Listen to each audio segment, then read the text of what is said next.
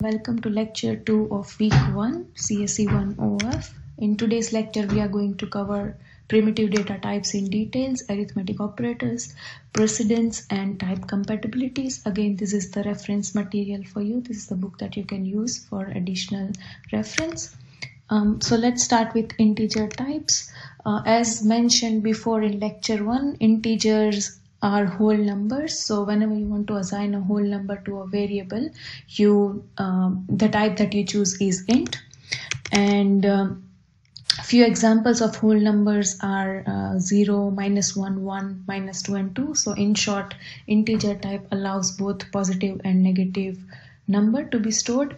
And Java has 4+1 integer types which you can use for different amount of memory to store a value.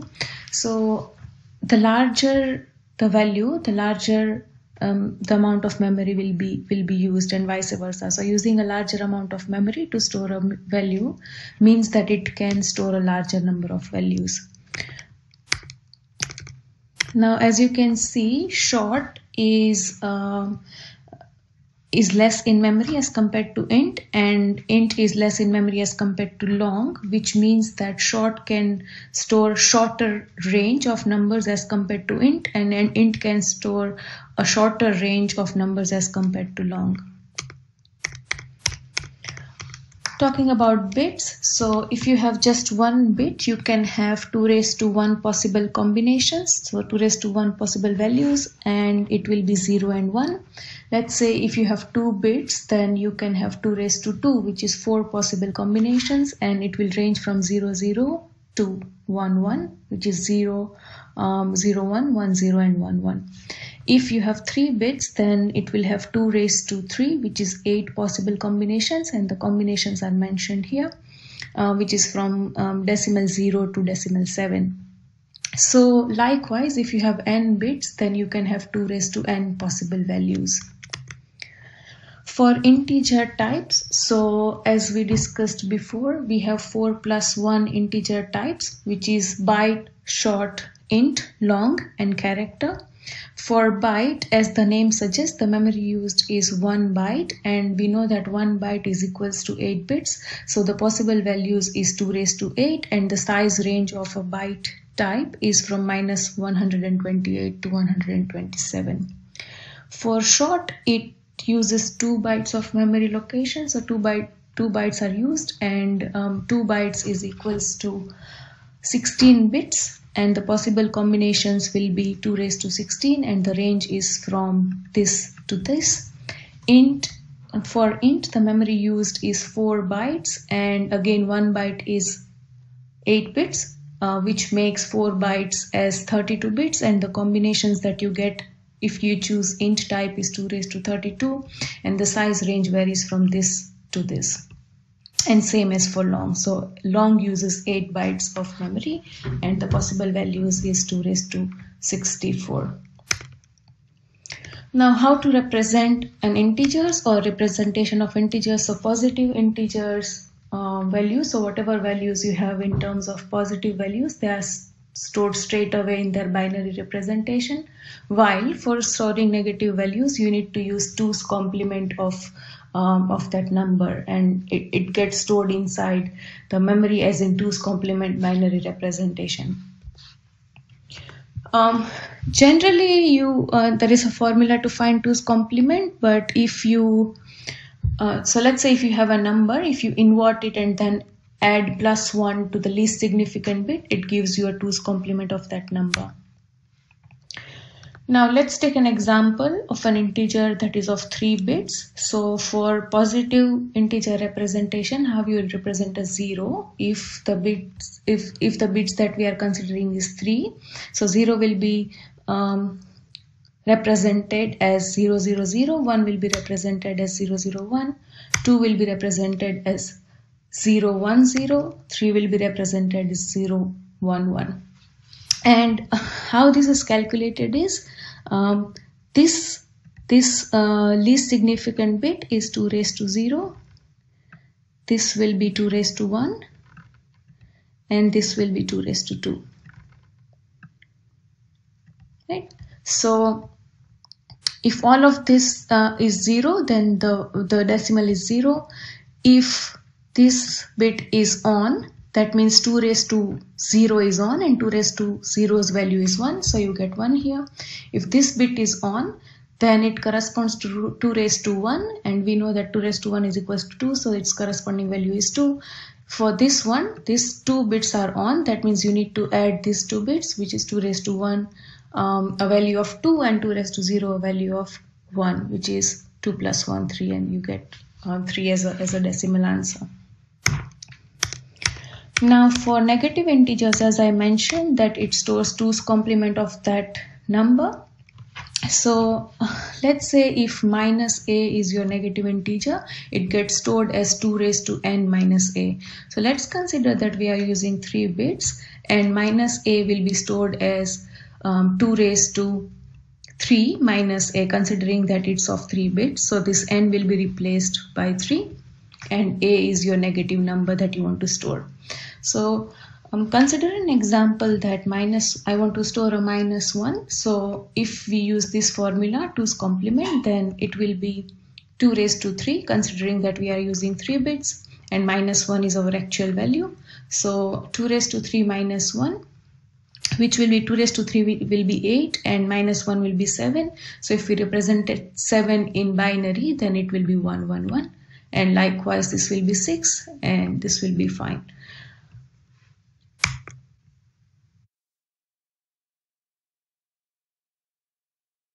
So how do we find size range of integers? So the leftmost bit indicates the sign of an integer. If the leftmost bit is 0, then it indicates a positive number. If it's a 1, then it indicates a negative number.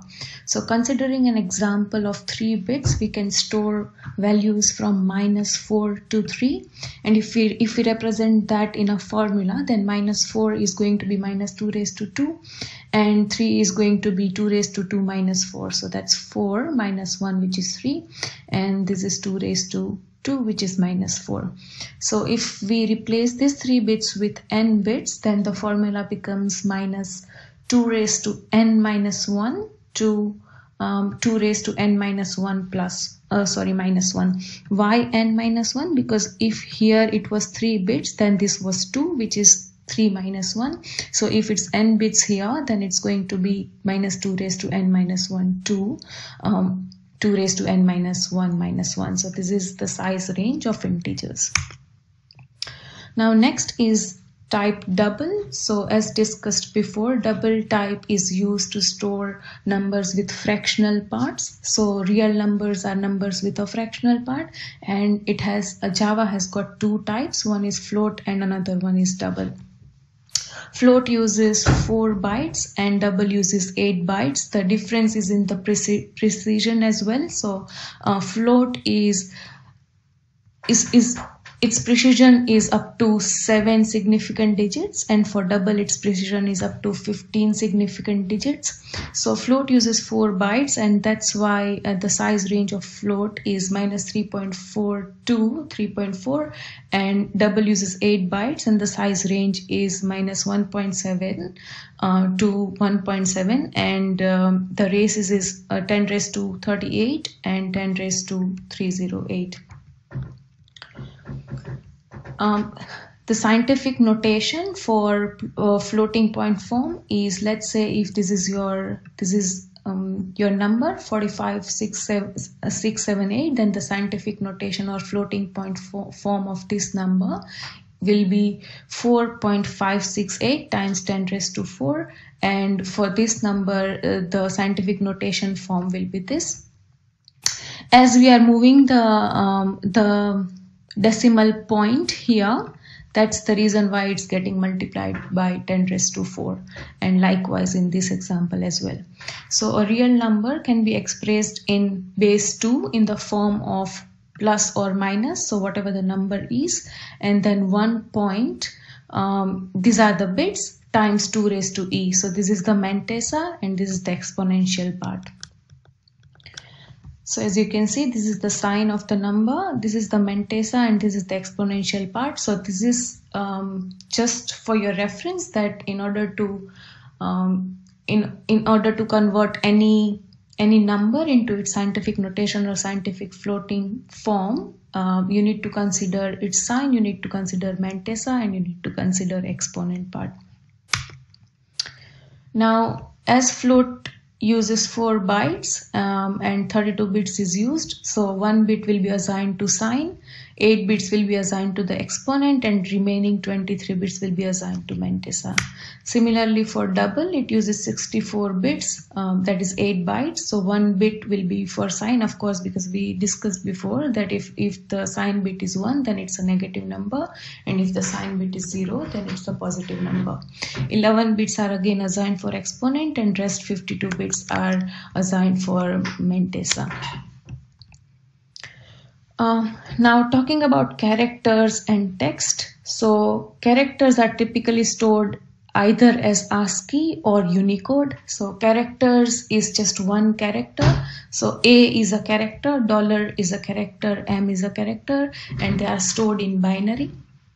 So a letter A, how it is stored? A letter A represents decimal 65, and this is the binary representation of that decimal 65. So letter A is stored in binary form as this, and the decimal of letter A is 65. And the ASCII is a standard, and it uses 1 byte per character. So it's going to represent in 8 bits. So here if you see, these ones are 8 bits. And this is the full form of ASCII standard. Now, this is ASCII table for your reference, and if we see here, capital A, its decimal is 65, and small a's decimal is 97. If you observe this one, you can see that it starts from 0 and it ends at 127. That's because ASCII was originally designed for use in the USA, and it only contains English letters, but other countries decided to add their special characters in the rest range. So the range is from 0 to 255, but here you can only see that it's still 127. So depending on the country, they decided to add the special characters in the rest of the space, which is from 128 to 255. But again, there were many problems because of those additions. Now, another way a character can be represented is a Unicode. So as we saw that ASCII stores 1 byte per character, and it only allows 256 possible characters. Unicode extends that thing. So Unicode extends the earlier ASCII character set, and because it was allowed only 256 different characters, but with Unicode you can have more than that. So Unicode can represent thousands of different characters, and it's what a Unicode is. It simply is a number for each character. Java uses Unicode to support its character. So any character is used to represent a single Unicode character. Java internally uses UTF-16 encoding technique. So there are two encoding techniques, UTF-8 and UTF-16. Again, it's 8 is 1 byte and 16 is 2 bytes. So as Java internally uses UTF-16 in encoding, it will be 2 bytes per character. So whenever you will define a type as character, it will have 2 bytes assigned. So it will occupy 2 bytes. Characters can appear in 3 different forms. So first form is just a character as in between a single pair of quotes, and just how we write it. So let's say if I want to mention character A, I just write it inside a single quote. So that's first type, how a character can appear.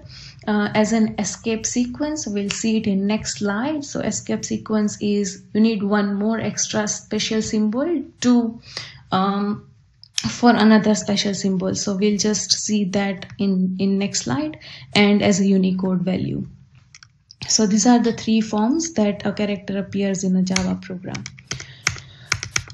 As mentioned, a character can be anything, a letter, a digit, any special character, any punctuation mark, and it's written between a single pair of quotes.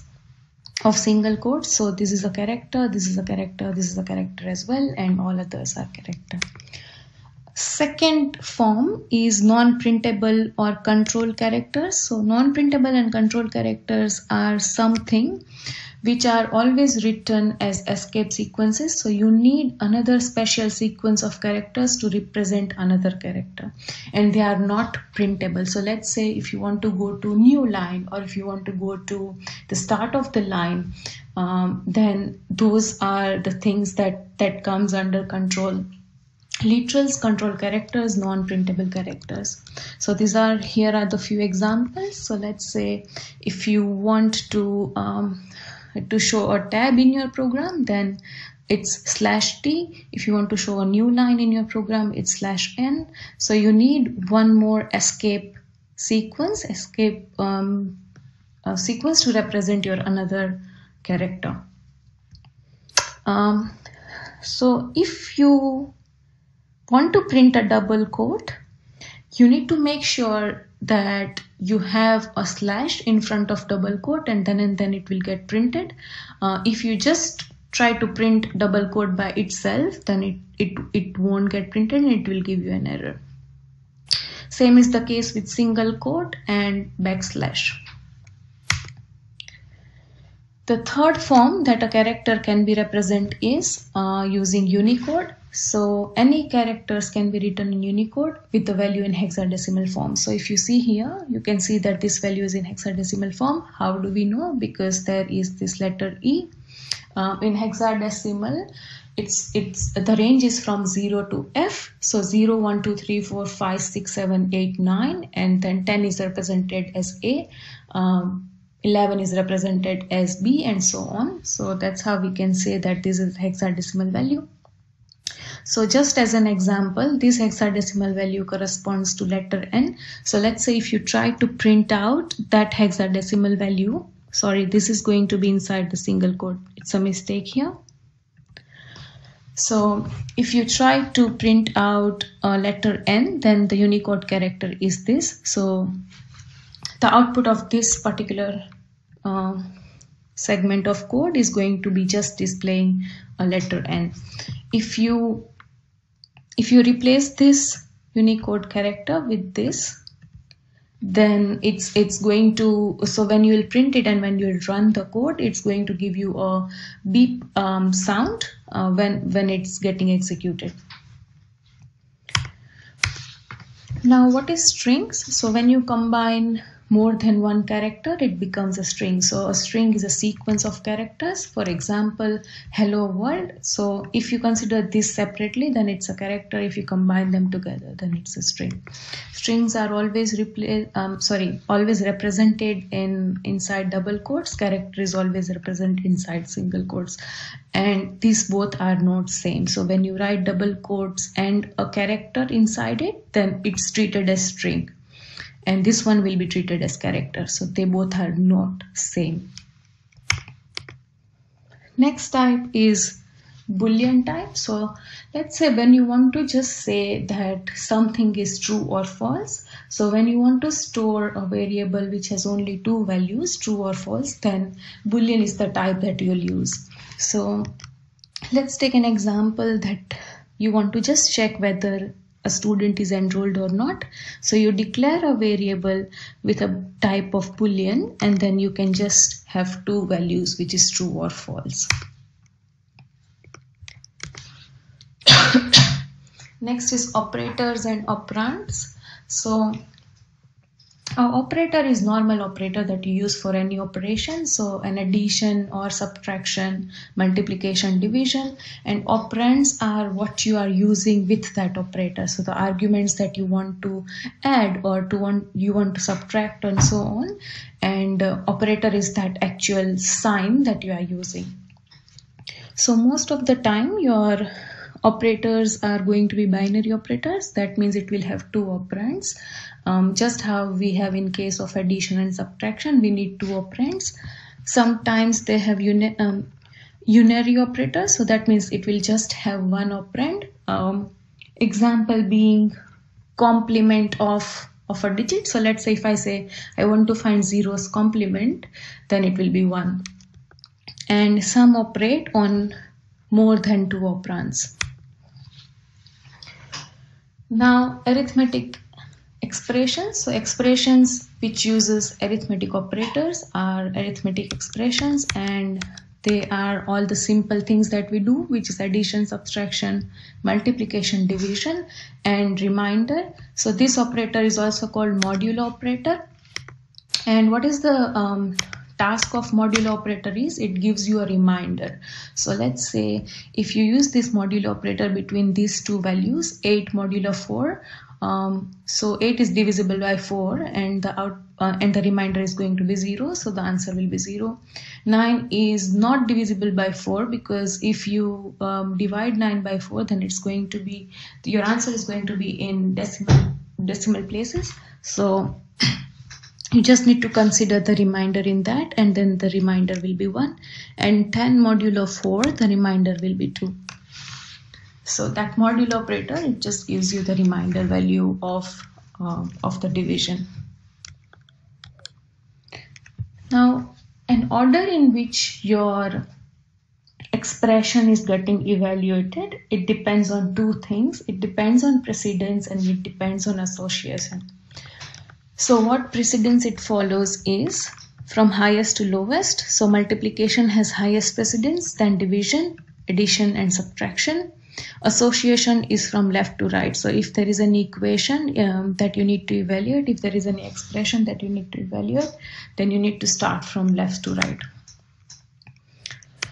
Parentheses can be used to change the order. So if you have this equation and if you have this equation, they both will have different answers, because parentheses change the order of the precedence. Next is type compatibilities. So in general, any variable of one type may not be able to store the value of another type. For example, here variable counter is declared as an integer. So the type of variable counter is int, and you are trying to assign a decimal value. So you are trying to assign a double to an int, which is 2.34. That's incorrect. It will give you an error. However, if you try to assign a character, it's not incorrect, but it's just a poor style, because character, if you remember, we always said 4 plus 1 integer types. So character is still of type integer, but it's not a very good style of assigning it. So this one of course won't be compatible, because int is 4 bytes and double is 8 bytes, and there are so many other reasons as well. So if you declare a variable which is of type int and try to assign a value which is of type double, then it's not correct. However, these values can be casted to different types. Sometimes it just happens automatically. For example, let's say that you have declared a variable value 1 of type integer, and this is the value assigned to value 1. So value 1 will be 123. Now you are creating another variable which is called cal2, and it is of type long, and you are trying to assign an integer to a type long, which is valid and which is automatic casting, because long can store anything that an integer can, because long is bigger in size as compared to integer. So this is valid because a long can hold any value that an integer can. But let's consider this in reverse order. So let's say that you have declared a variable which is of type long as value 3, and you have assigned 123. Now you are declaring another variable which is value 4, and you are assigning value 3 to value 4. This is going to give you an error saying incompatible types, because int is it can hold lesser value as compared to long, and value 3 is of type long. Now let's say if you sometimes really need to cast, you can do a force casting to remove that error. So let's say if this one is giving you an error, you can force cast it and to remove this error. So what you can do is you can make this one as an integer. So how you do it is just by force casting it. So opening round bracket, you just type pin int here and then closing round brackets. So this is how you are saying, even though that you have declared your value 3 as a long, now you are converting it in, to an int. So as mentioned, if you really need to cast it, then you need to force the casting to remove that error, and just by doing this you can force cast it.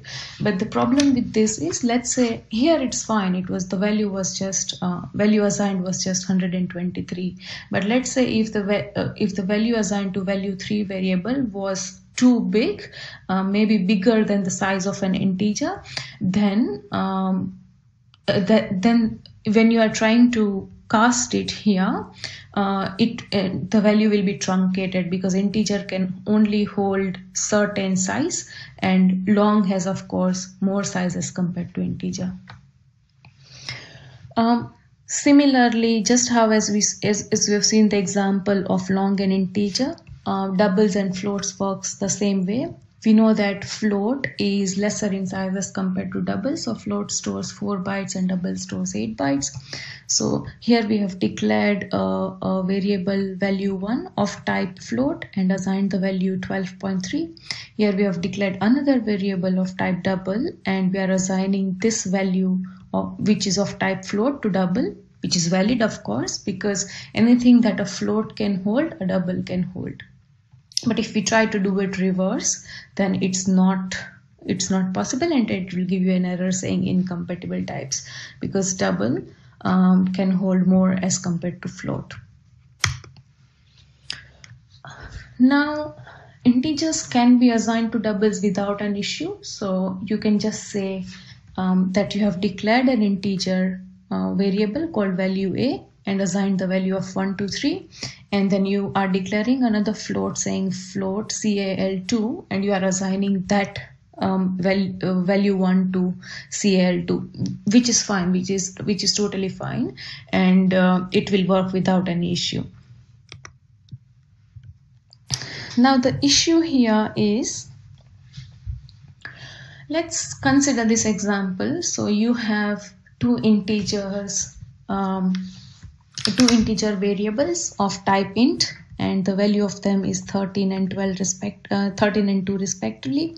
Now we are trying to add these two integers. Okay, so let's say you are saying x divide by y. Typically if you divide 13 by 2, it's going to give you an answer of 6 point something. So again you are storing it inside an integer. So system.out.println, now you are printing the value of z, which holds the division of x and y. What's the output? I know we are in a completely different scenario now, but it would have been much better if we all were in campus and you were answering these questions, and then it would have been a good discussion.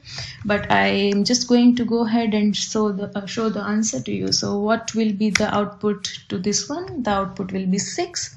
And why not 6.5 or 6 point something? That's because an integer divided by an integer will always give you an integer. So x is an integer, y is an integer. Integer divided by an integer will always give you an integer as an answer. It doesn't even round up. What it does is it just truncates the decimal part. So yeah, output is 6. That's because an integer divided by integer will always be an integer, and the number is truncated, not even rounded. Now let's consider this example. So we were storing it inside z, of course. So z is only capable of storing whole numbers. So the answer was 6.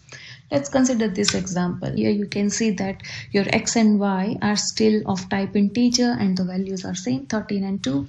Now your z, where you are storing your answer, is of type double.